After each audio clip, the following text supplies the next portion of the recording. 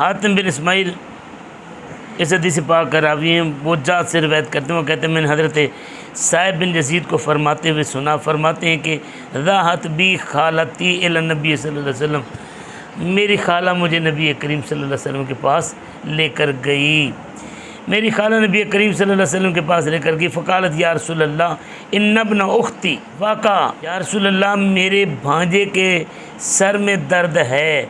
फम्मा सहारासी, नबी पाक सल्लल्लाहु अलैहि वसल्लम ने मेरे सर पर हाथ फेरा। वदआ ली बिल बरका, और मेरे लिए बरकत की दुआ फरमाई। सुम्मा तवद्दा, फिर आका ने वज़ू फरमाया। फ़शरब तो मिन वदू ही, मैंने आका के वज़ू मुबारक के पानी से, वज़ू मुबारक के मुबारक पानी से पानी पिया। सुम्मा कुम तो खल्फ़ ज़ारी, फिर मैं हुज़ूर सल्लल्लाहु अलैहि वसल्लम के पुश्त मुबारक के पीछे खड़ा हो गया। फ़नज़र तो इला ख़ातमिन नबुव्वा, मैंने नबी करीम सल्लल्लाहु अलैहि वसल्लम की मोहर नबुव्वत को देखा। मोहर नबुव्वत को देखा बैन कतफ़े, दोनों कंधों के दरमियान, मिसल दिल हाजला, जिस तरह कबूतरी का अंडा होता है। अब यहाँ पर मौलाना बड़ी प्यारी सोनी सुट्ठी मीठी हदीस से पाक साहिब बिन यजीद रज़ी अल्लाह ताला अन्हु, पता ये चलता है कि सहाबा कराम को जब तकलीफ़ होती थी तो शिफा लेने के लिए कहाँ जाते थे? दर मुस्तफ़ा पर। कहाँ जाते थे? सहाबा शिफा लेने के लिए कहाँ जाते थे? डॉक्टर के पास नहीं, हकीम के पास नहीं, तबीब के पास नहीं, कहाँ जाते थे? दर मुस्तफ़ा पर। और अल्लाह ने मेरे नबी के हाथों में, अल्लाह ने मेरे नबी की आँखों में, अल्लाह ने मेरे नबी की ज़ुबान में शिफा रखी थी। अब मेरे नबी करीम सल्लल्लाहु अलैहि वसल्लम ने क्या किया? हज़रत साहिब बिन यजीद फरमाते मेरे नबी ने मेरे सर पर हाथ फेरा, सर पर हाथ फेरा।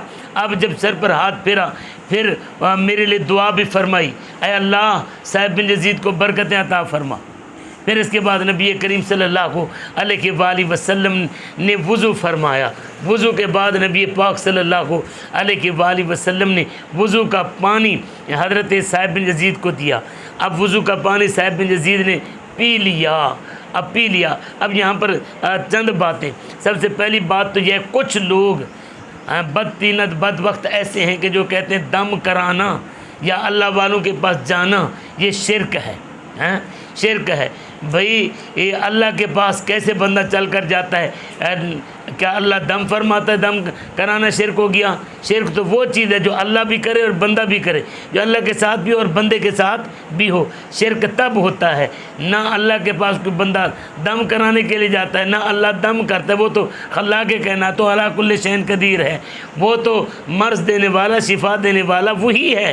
ये बंदे के पास तो वसीले के लिए बंदा जाता है कि उस करीम का हाथ फिर जाएगा, उस करीम की निगाह हो जाएगी, उस करीम की फूंक लग जाएगी, उस करीम की तवज्जो हो जाएगी, उस करीम की निस्बत हो जाएगी, तो अल्लाह ताला क्या दे देगा? शिफा दे देगा।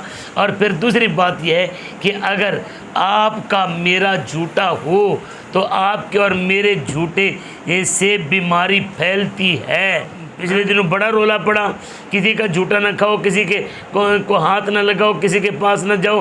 क्या करो जनाब, तुम अपने आप को अलग कर लो, सारी दुनिया से अलग कर लो, ये हो जाओ वो हो जाओ।